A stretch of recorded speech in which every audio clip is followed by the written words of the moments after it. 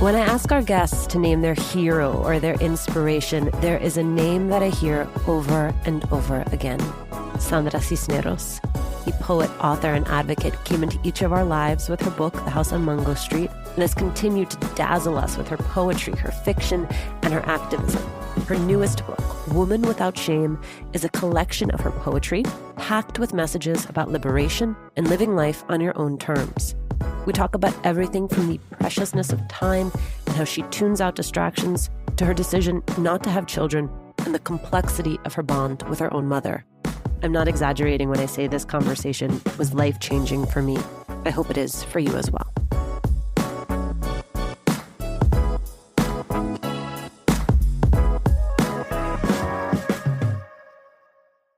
Sandra Cisneros, I cannot believe that you're on our podcast. Thank you for doing this. You're very welcome. Thank you for talking to me and promoting my work. I'm the one that's grateful to you. There are so many poems that I loved in Woman Without Shame, but if I had to pick a favorite, Poem Written at Midnight would be among them. Would you be willing to read that for me?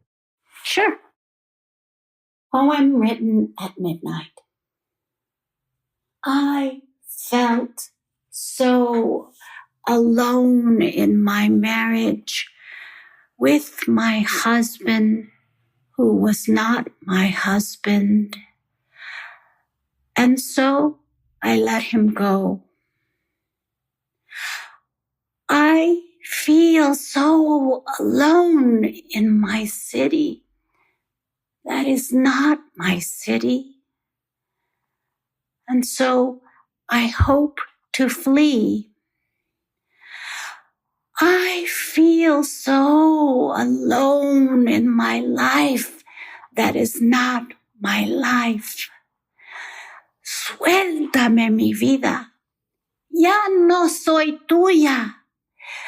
Deja de hacerme infeliz. I think so many of us recognize that sense of loneliness, of a life that is not our life, of a partner that is not our partner, of a city that is not our city. Which period of your own life does that echo? Oh, wow. This poem was written probably when I was visiting my family in Chicago. But, when my mother died in 2007, and I think this happens when we lose someone very close to us, as has happened with many people during the pandemic, we realize how ephemeral and tenuous our life is and that we can't waste time.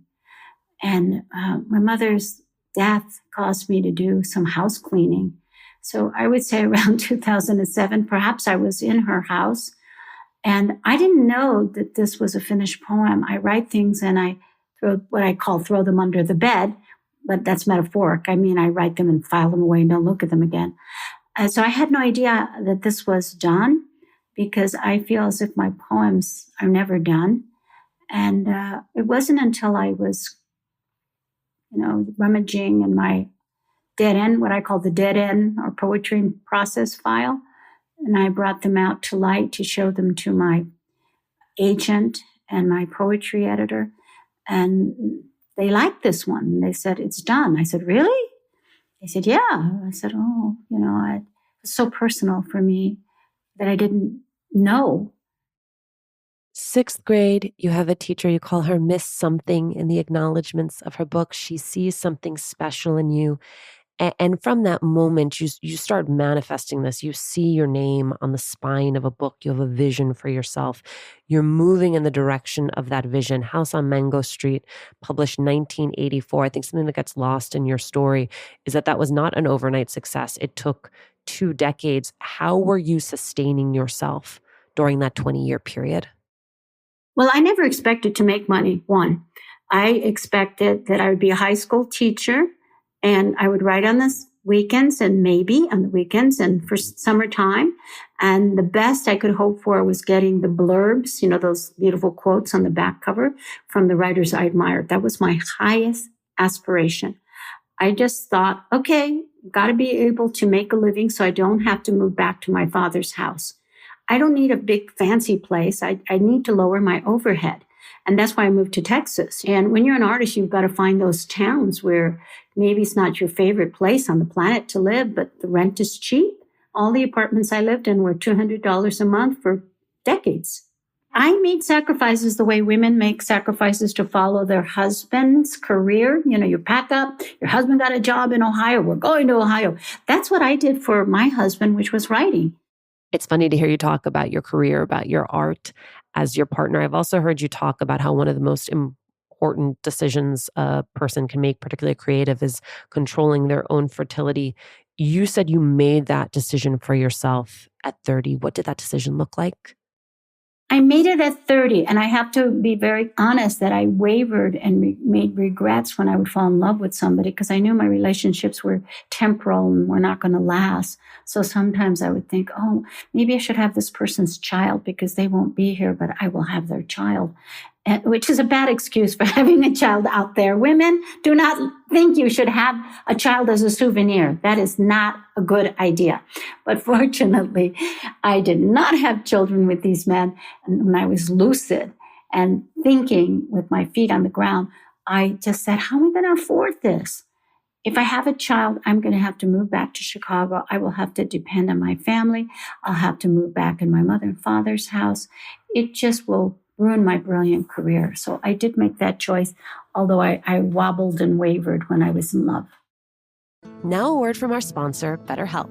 I am generally good at focusing on solutions and turning problems into positive requests, but even I sometimes get stuck in the problem, like feeling overwhelmed by the load of work. It can be tough to train your brain to stay in problem-solving mode when faced with a challenge in life. When you learn how to find your own solutions, there is no better feeling. Therapists can help you become a better problem solver, making it easier to accomplish your goals no matter how big or small. Therapy, for me, has always helped me step back and see the bigger picture, to learn where I need to take responsibility for myself, for my actions, for my preferences, and when I need to learn to say, hey, this is outside of my control. If you're thinking of giving therapy a try, BetterHelp is a great option. It is convenient, accessible, affordable, and entirely online. Get matched with a therapist after filling out a brief survey, and you can switch therapists at any time. When you want to be a better problem solver for you, therapy can help you get there. Visit betterhelp.com/Latina today to get 10% off your first month. That's betterhelp.com/Latina. Juleka here. I've mentioned before that Latina to Latina is supported by First Republic Bank. And I'm a happy customer after opening accounts for my young sons to help me teach them about saving and spending. For a couple of years now, I've experienced First Republic's commitment to understanding their clients' needs and providing unparalleled service. My personal banker, Lisa, really embodies the relationship-based approach, which means bankers like Lisa provide tailored financial solutions to individuals and businesses at any stage. Whether you're opening a savings account, buying your first home, or starting a family, First Republic's personal service can help you see just how much banking can mean to you. Visit firstrepublic.com today to learn more. That's firstrepublic.com. Member FDIC, Equal Housing Lender.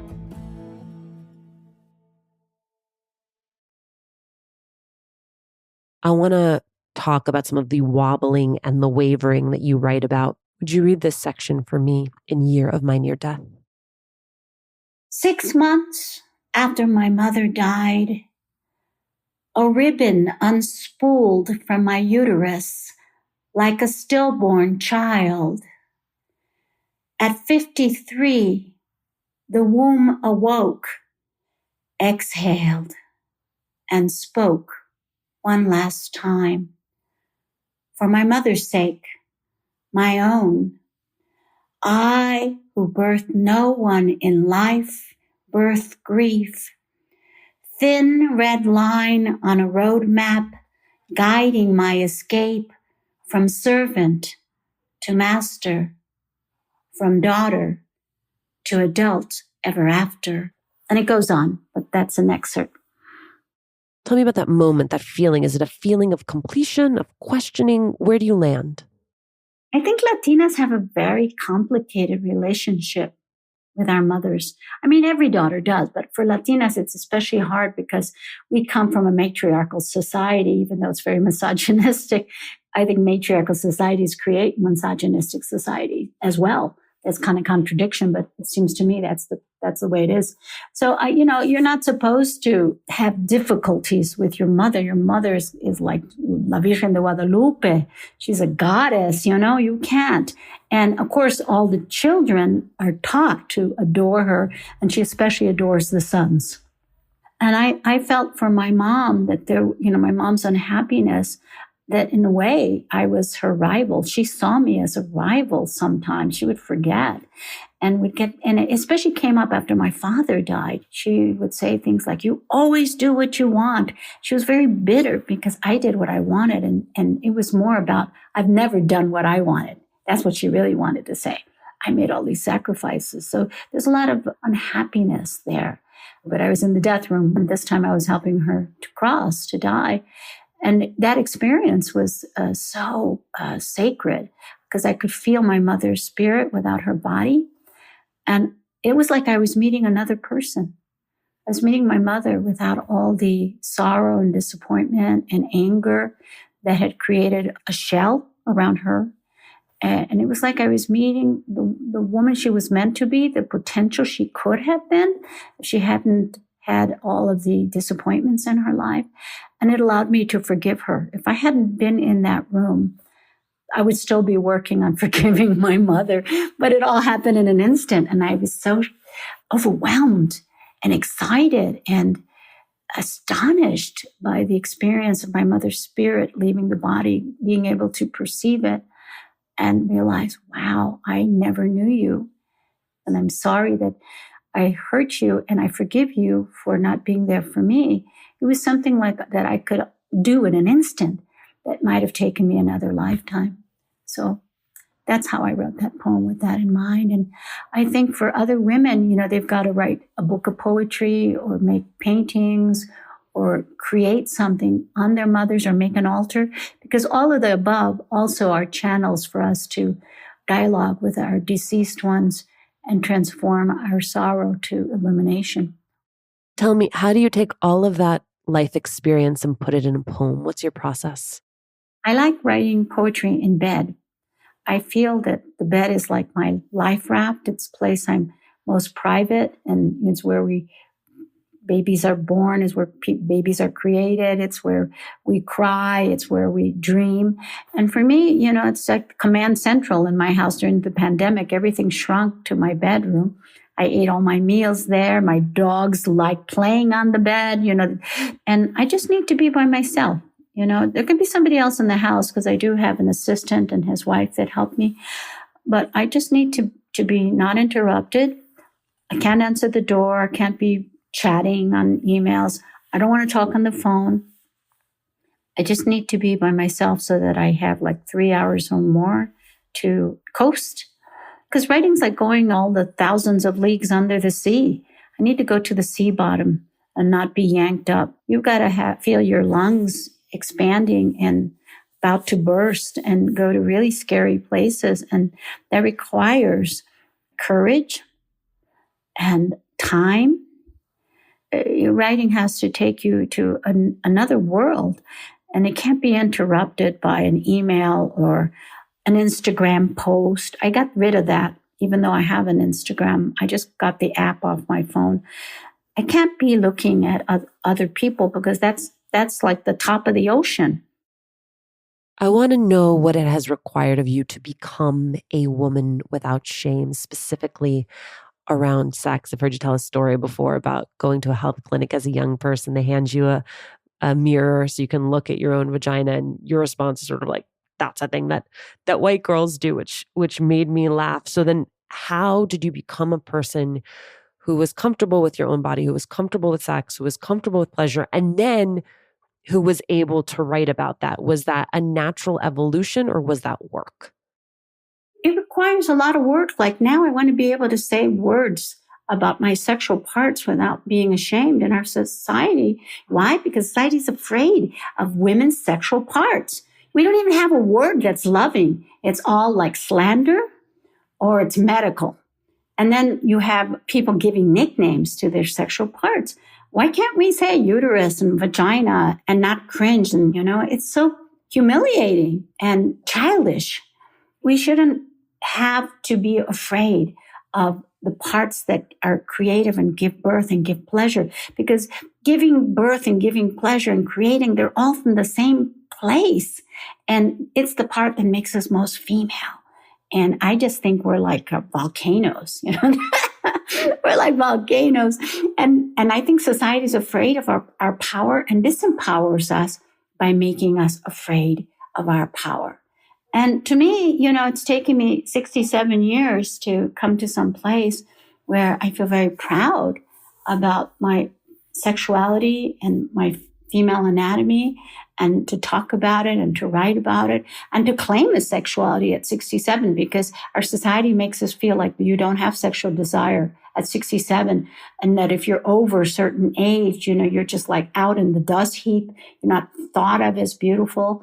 But I really like myself now better than when I was young. When I see photos of myself, I think, oh my God, it's so beautiful. And she didn't know it, But I'm older now and I have a different kind of beauty. But I like myself in a way I didn't when I was 25. When I was interviewing Maria Hinojosa, she said that you gave her one of the most critical pieces of advice that she got when she was writing her own book, which was, don't write about the things you remember.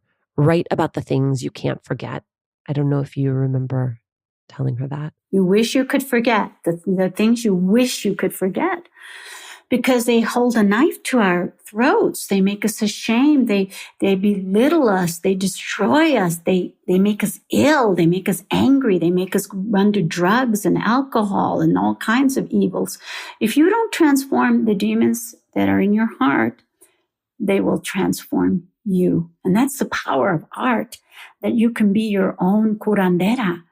You can heal yourself from these memories. Sometimes you cannot do it all by yourself, and you do need a curandera, and you got to go to a therapist or the wise neighbor lady or somebody who is a professional to help you walk through these memories and exorcise them.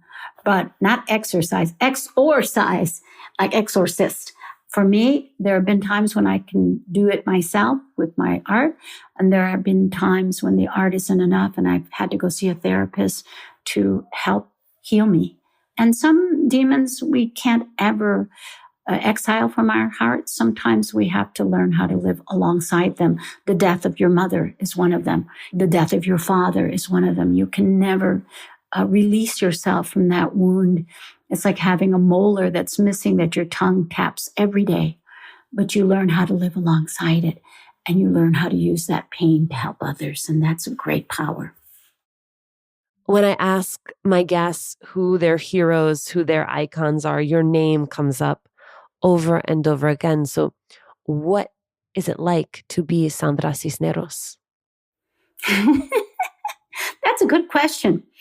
I think that my greatest trait and fatal flaw is the same, but I think that's true for everyone. Your greatest trait? Your generosity. Yes, I'm very generous. And everyone, if you think about your great trait, that's also your fatal flaw. I think that's true for every single person. So my father was very generous to a fault, and I have inherited his generous spirit. I really like rescuing and helping everyone. But it also is my fatal flaw, because sometimes you forget to be generous to yourself, or you feel guilty. Like I always feel guilty because my passion is, I don't smoke, I don't do drugs, I don't do anything that's destructive, but I love fashion. So if I buy myself something, I feel very guilty.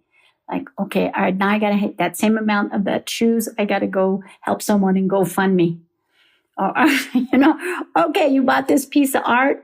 Now you got to donate one. It's always like that. I always have this complete sense of like, oh man, you're so lucky.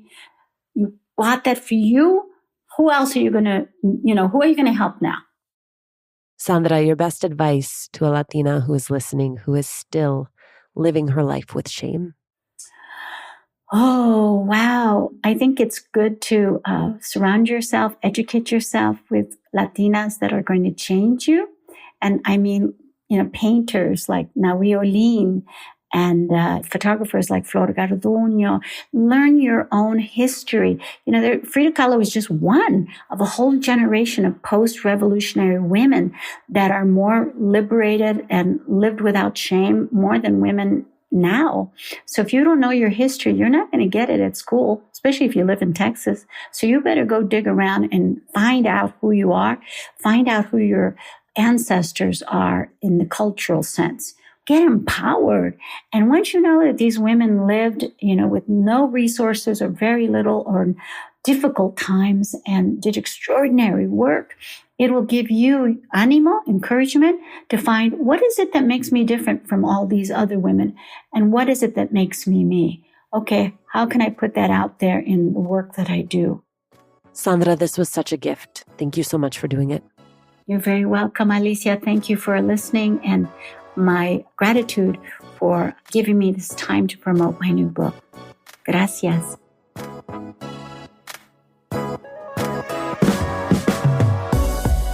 Thank you, as always, for listening.